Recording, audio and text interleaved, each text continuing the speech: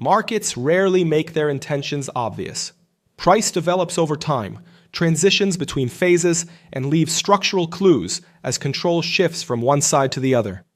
When these clues are analyzed in isolation, market behavior feels unstable and difficult to read. But when they are understood as part of a continuous sequence, price action becomes structured, logical, and repeatable. Welcome back to the ComLucro channel. In this video, we are going to focus purely on understanding order blocks, not as a strategy and not as an entry model, but as a structural concept within price action. You will learn what order blocks really represent, how they form, and how they connect with market structure and shifts in control. The goal here is not to trade, but to build clarity, context, and a deeper understanding of how price behaves.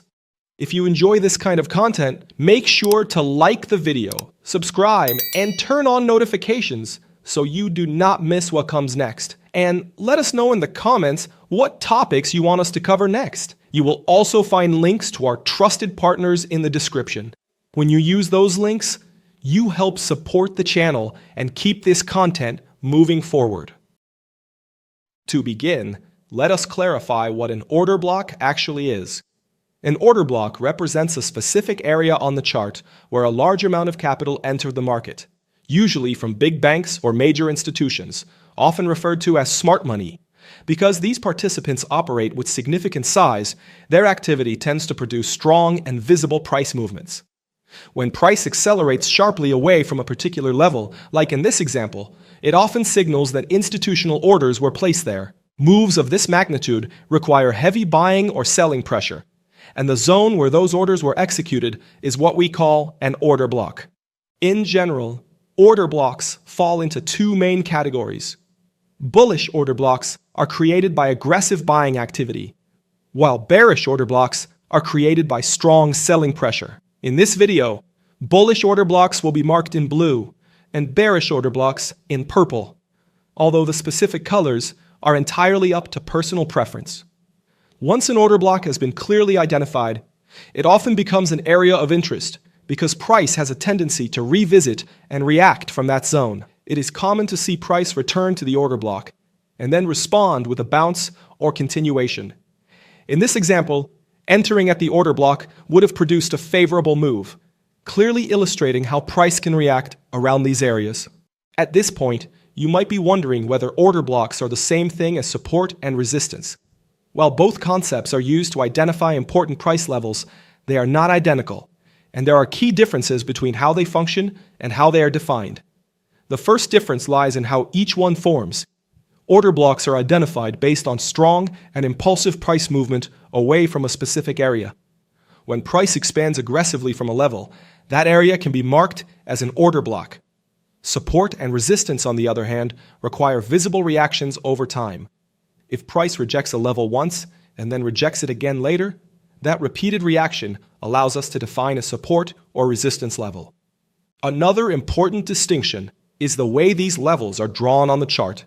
Order blocks are usually marked as broader zones or areas, reflecting the range where orders were executed. Support and resistance levels are most often drawn as single lines. Even when they are drawn as zones, they tend to be much thinner and more precise compared to the wider zones used for order blocks. A third difference relates to how often price can interact with these levels. Order blocks are generally considered a one-time use. Once price returns to and touches an order block, it is no longer treated as valid. Support and resistance levels, in contrast, can be tested and respected multiple times before they lose their significance. Even though order blocks and support and resistance are different concepts, they can complement each other effectively. When an order block aligns with a support or resistance level, this creates what is known as confluence. Areas of confluence tend to carry more weight, as price has a higher probability of reacting when multiple factors point to the same zone. Before we can work with valid order blocks, we first need to understand how to correctly identify them.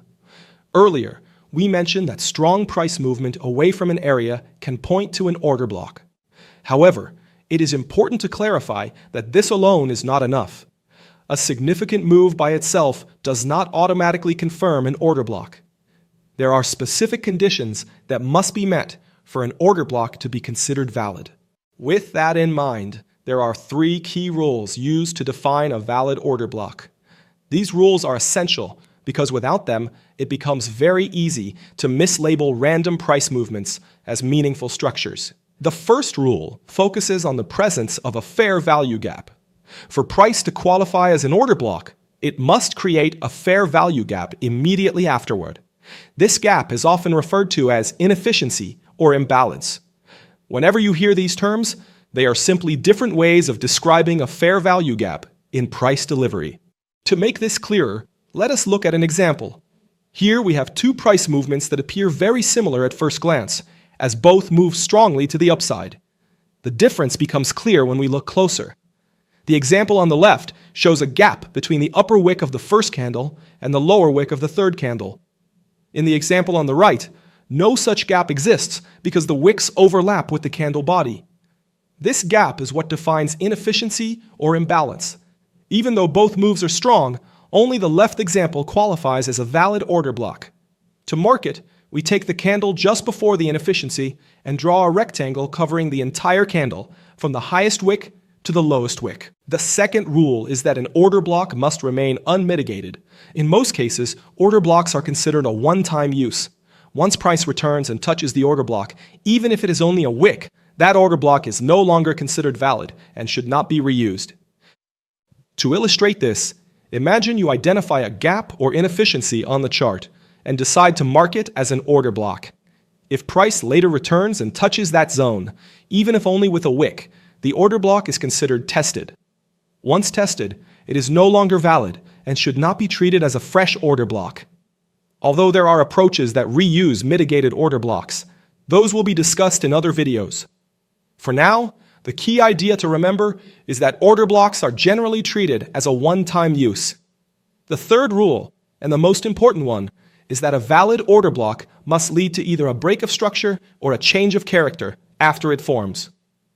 To apply this rule correctly, we first need to briefly revisit how market direction is defined. Because order blocks are validated by directional shifts in price, understanding whether the market is in an uptrend or a downtrend is essential.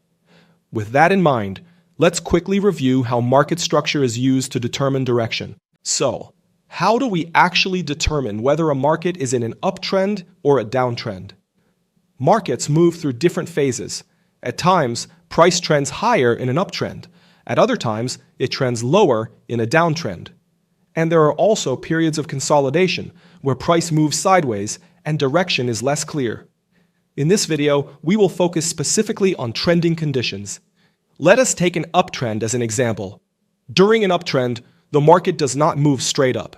Instead, it moves in a structured way, forming what we call higher highs, usually marked on the chart as HH, and higher lows, usually marked as HL. They are called higher highs because each high is higher than the previous one, and higher lows because each low is also higher than the previous one. In contrast, during a downtrend, price forms lower highs, marked as LH, and lower lows, marked as LL. They are called lower highs because each high is lower than the previous one, and lower lows because each low is also lower than the previous one. In an uptrend structure, each time price breaks the previous high and creates a new higher high, this movement is referred to as a break of structure, commonly abbreviated as BOS. Of course, markets do not remain in an uptrend forever. At some point, the trend begins to change. This shift occurs when the previous lows are broken, leading to the formation of lower lows. Before this break, price was forming higher lows. Once those levels are broken, they turn into lower lows.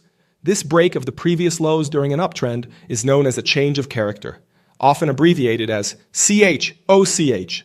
It is called a change of character because the market shifts from an uptrend structure to a downtrend structure, and the cycle continues.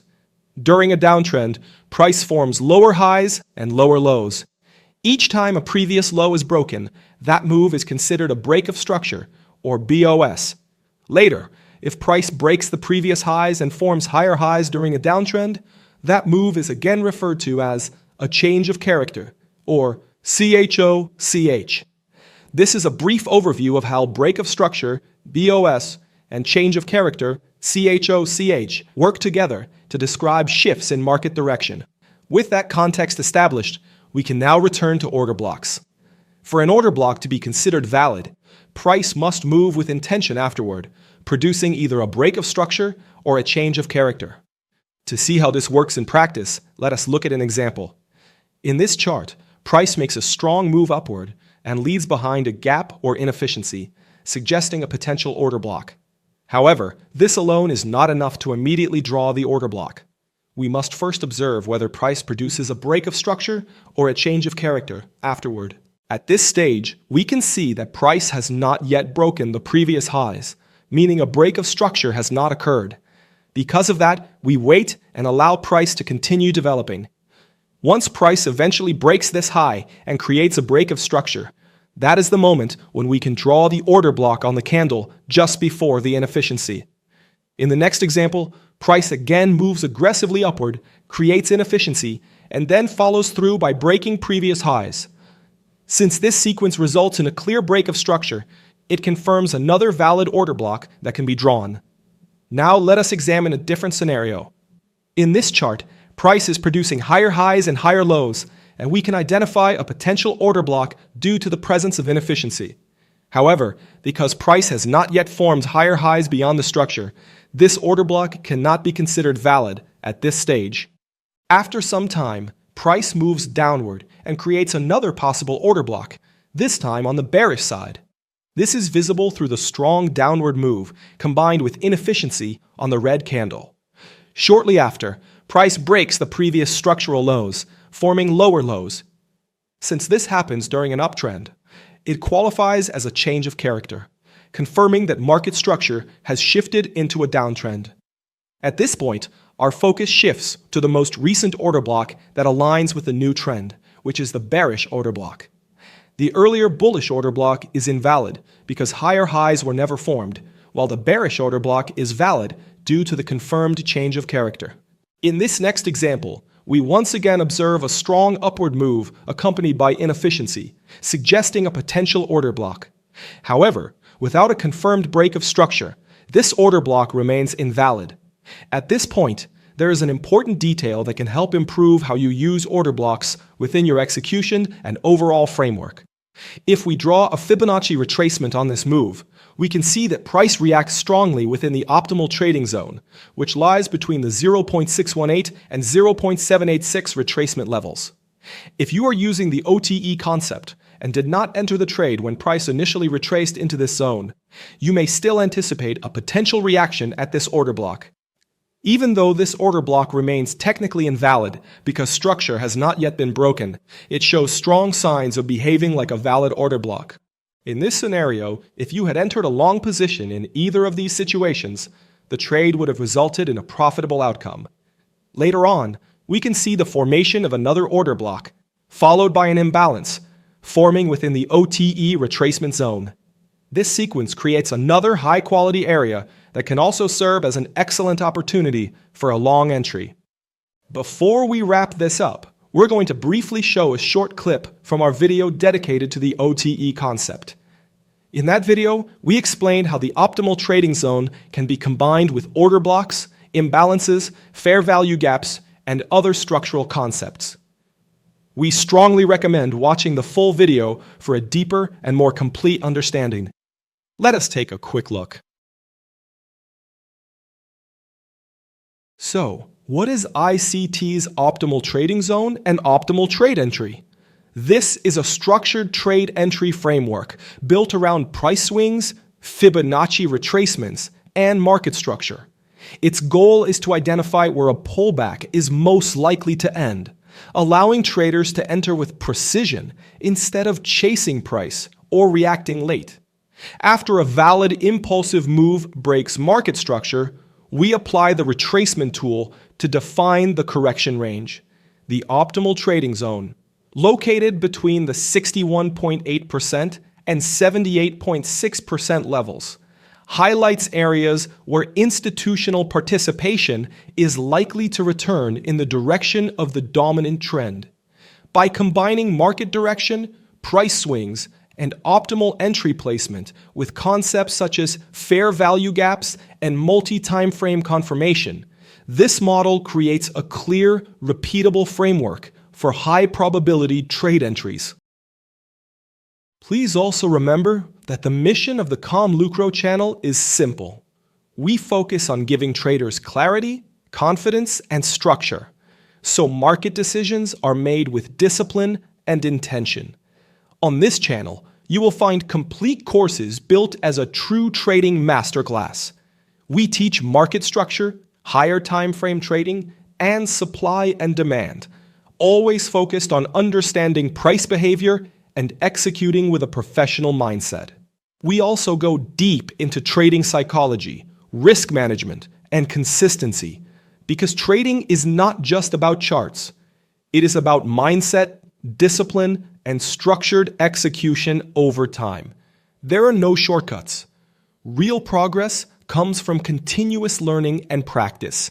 Our main courses include smart money concepts, technical analysis for day traders, trading psychology, and the Wyckoff method course. Alongside our courses, we share lessons and insights from some of the most respected names in trading, including professionals like David Paul, Alexander Elder, Tom Hugard, Mark Douglas, Al Brooks, and Larry Williams, whose experience has shaped how traders understand markets today. So, if this video helped you gain more clarity, leave a like. It helps this content reach other traders who are on the same journey. Make sure to subscribe and turn on notifications so you don't miss our latest lessons and insights. Now, I would really like to hear from you. Which concept in this video made the biggest difference for you? What topic would you like us to cover next? Leave a comment below and let us know. If you want to go deeper with exclusive content, early access to videos, and additional tools to support your development, consider joining the ComLucro Trader community right here on YouTube. It is a simple way to support the channel and a smart investment in your own growth as a trader. Thanks for watching, and I will see you in the next video.